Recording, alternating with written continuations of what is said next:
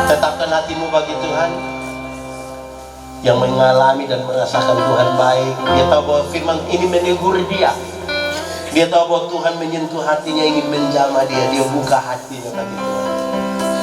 Dan dari mulutnya dia sendiri dia katakan, telah kulihat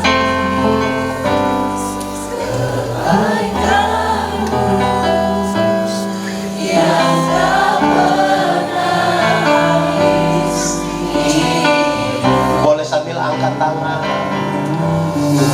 bersuara sampai harinya kau dapat lihat. Mari semuanya kita katakan lebih sungguh ini hati kami. Kau lihat kebaikan yang tak pernah dalam hidup, bersuara sampai akhirnya kau dapat lihat sedih. Kau dapat lihat setia.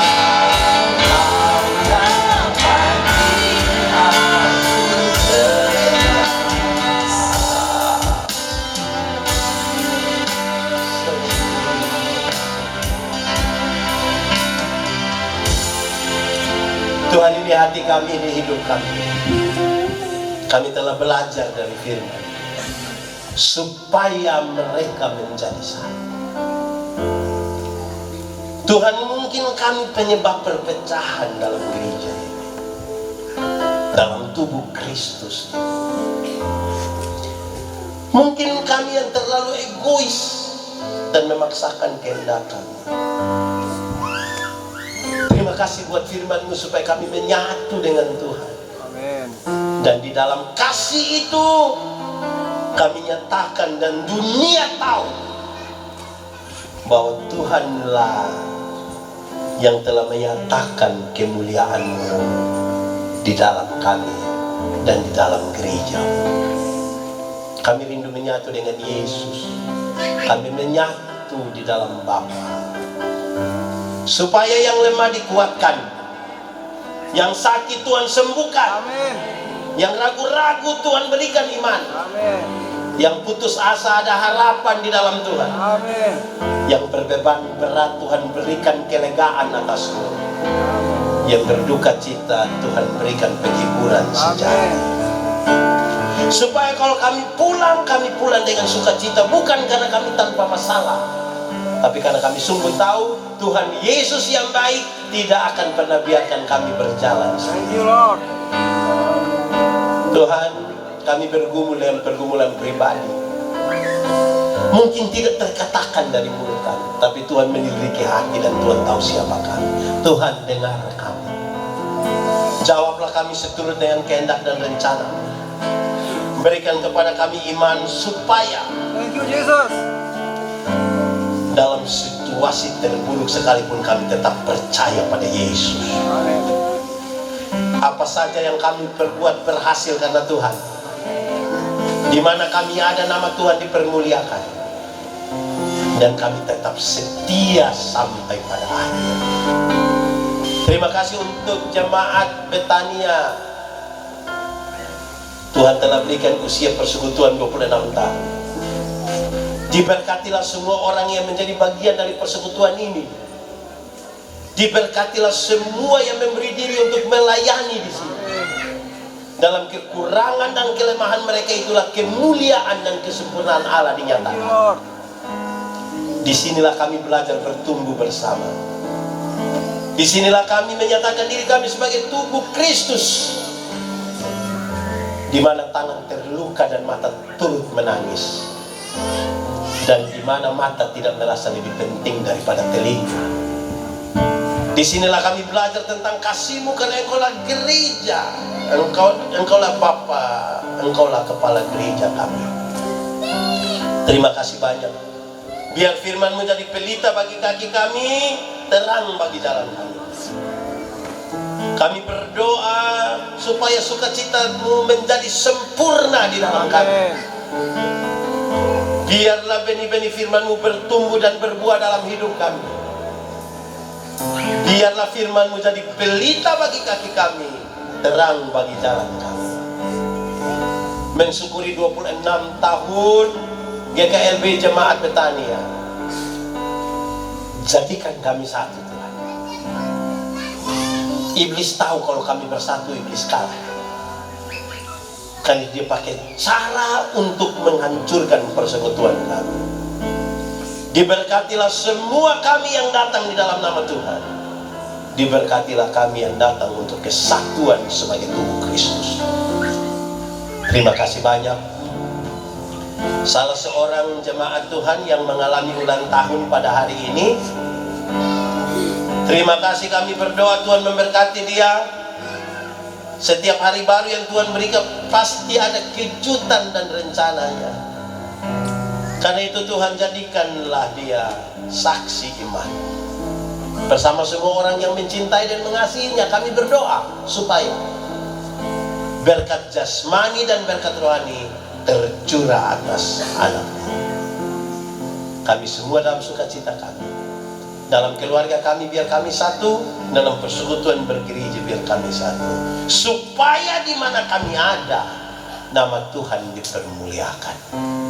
Akhirnya Tuhan, semua yang kami lakukan malam ini dalam syukur hari ulang tahun GKLB Jemaat Betania yang ke-26, semuanya kami persembahkan untuk hormat dan kemuliaan bagi nama Tuhan. Terpujilah namamu, di dalam nama Yesus kami berdoa. Amin.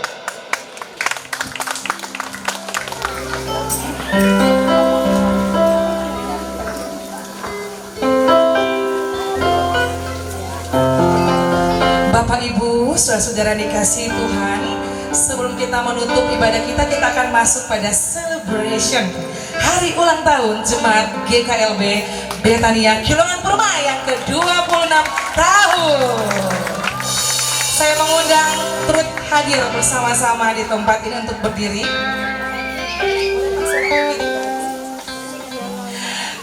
Ibu Pendeta Yulin Delium sebagai Ketua MPH Jemaat bersama teman-teman MPH. Kami mengundang juga seluruh majelis Jemaat. Kami mengundang MP, MPP, Ketua PHRG, Ketua Panitia Pembangunan, seluruh ketua-ketuanya.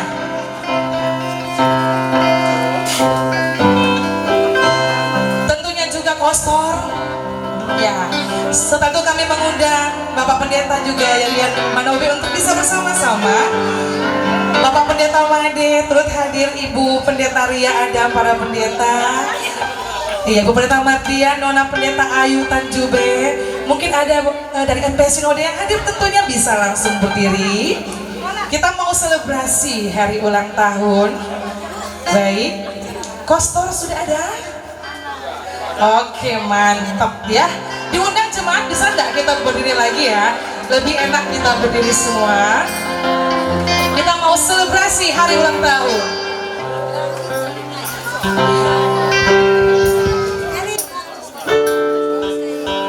Oke. Happy birthday, happy birthday, happy birthday, Betania Kilongan Purma. Pasang liriknya, Ibu Pendeta, pasang liriknya sekarang juga, sekarang juga, sekarang.